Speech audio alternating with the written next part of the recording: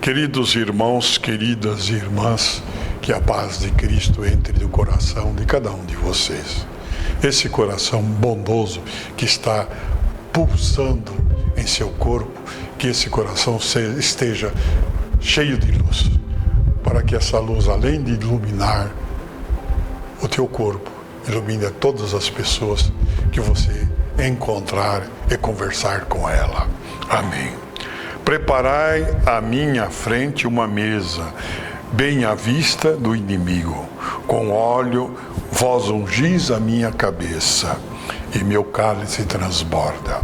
O Senhor é o pastor que me conduz, não me falta coisa alguma. Na liturgia da nossa igreja, ela é dividida em 3 anos, chamado o ano A, o ano B e o ano C. O ano A, na maioria das missas, são lidos o Evangelho de São Mateus.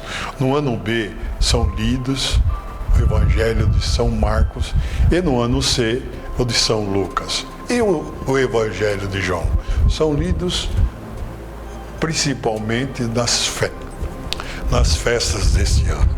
Não é? Nesse ano B, que é esse ano é o ano B, nós lemos o Evangelho de Marcos. Não é? Marcos, no Evangelho, ele nos lembra da importância da fé e da confiança em Deus. É interessante, nesse ano, a gente ler todo o Evangelho de Marcos. Eu vou dar algumas coisas aqui do que esse Evangelho trata. Mas o Evangelho de Marcos, ele tem uma grande preocupação de mostrar para cada um de nós que Jesus é o Filho de Deus. Que Jesus é essa pessoa especial. E é interessante que nos trechos a gente vê que sempre alguém fala nisso. Ele é uma pessoa especial. Ele é algo que não existe. Mas nunca é Jesus. É alguém que sempre fala durante esse Evangelho.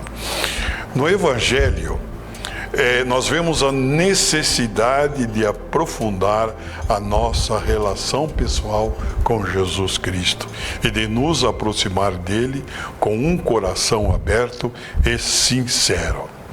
É o primeiro evangelho que a gente, estudando quando a gente faz a teologia, o primeiro evangelho escrito. Marcos viveu com São Paulo e depois com São Pedro. E ele percebendo, por exemplo, que São Pedro estava ficando idoso, já sem forças, não é? Já aproximando o tempo da sua partida até Deus, ele se preocupou e falou: nós precisamos guardar as palavras que esses apóstolos nos falam. Então Marcos começou a escrever o Evangelho, não é? A partir daquilo que ele ouvia de São Pedro. E o Evangelho de Marcos, ele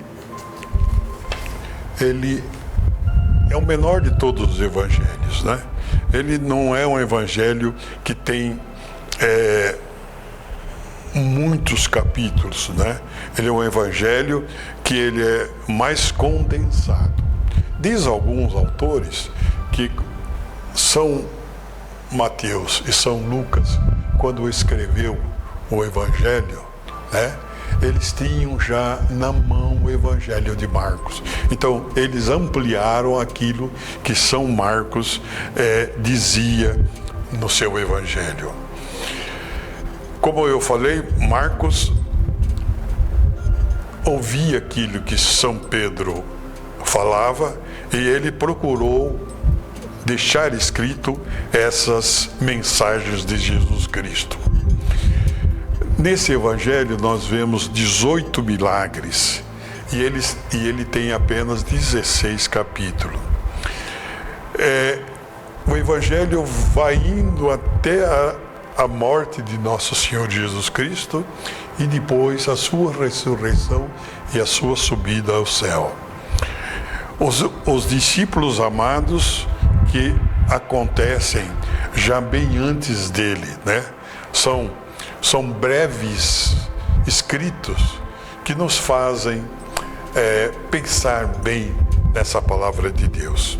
Eu me lembro que uns tempos atrás, quando nós estávamos preocupados com as missões populares, foi nos pedidos para escrever o Evangelho de Mateus. Escrever. Eu me lembro que o bispo de Orlando, naquela época, falou numa reunião que ele, escrevendo o Evangelho, ele via certos detalhes que ele não percebia quando lia. Então, se você tiver o tempo, procure nessa época, durante todo esse ano, copiar o Evangelho de São Marcos, e você vai perceber certos detalhes que a gente não percebe enquanto está lendo, não é? E aí você vai analisar os milagres que Jesus fez, vai analisar, vai ver todas as vezes que alguém fala assim: ah, Jesus é algo diferente dos outros. Porque no próprio Evangelho, no início, ele diz: Evangelho de Jesus Cristo, Filho de Deus. Não é? Logo no início, ele escreve essa frase. E quase no final, lá na morte de Jesus, um centurião diz assim: ele verdadeiramente é o Filho de Deus. Então, querido irmão, querida irmã, procure durante todo esse ano ler esse Evangelho de Marcos, que ele nos ajuda a conhecer melhor Jesus Cristo, a gente poder ajudar os nossos irmãos a serem melhores nessa vida. Que a bênção de Deus desça sobre cada um de vocês, Deus que é Pai, Filho e Espírito Santo. Amém.